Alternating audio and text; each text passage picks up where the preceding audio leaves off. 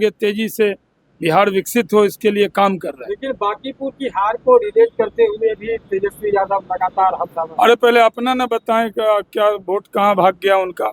राजद को तो भंग कर देना चाहिए, कुछ बचा ही नहीं है। जब माई समीकरण ही भाग गया तो बचा।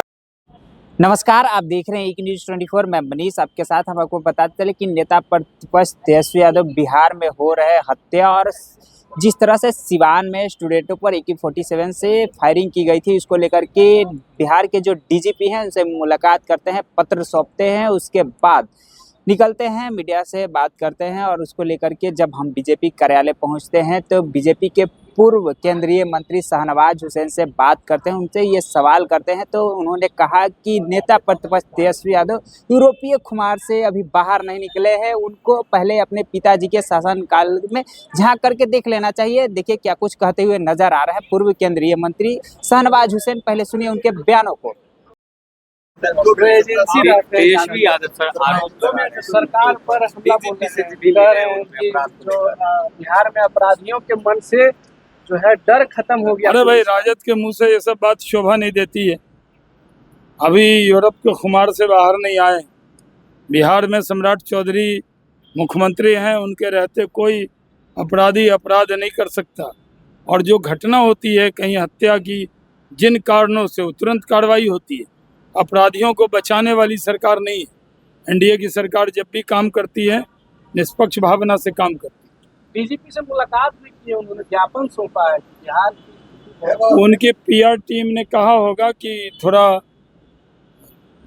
काम उम कीजिए, क्योंकि अभी इतने दिन में तो कभी गए नहीं थे मुलाकात करने।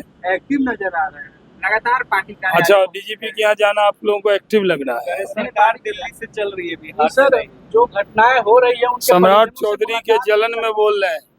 बेहतरीन मुख्यमंत्री हैं, युवा मुख्यमंत्री हैं सम्राट चौधरी जी, दिन रात मेहनत कर रहे हैं।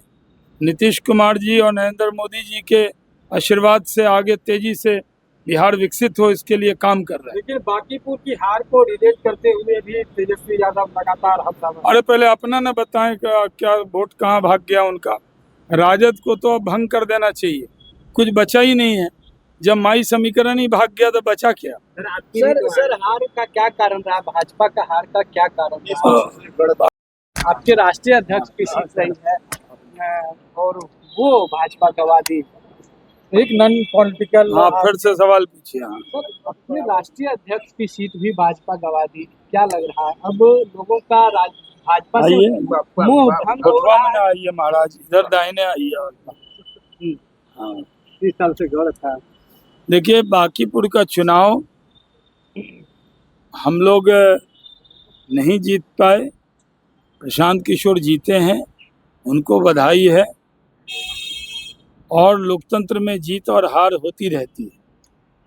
क्या हार में क्या जीत में, किंचित नहीं भयभीत में, काल के कपाल पे लिखता हूँ मिटाता हूँ, गीत नया गाता हूँ।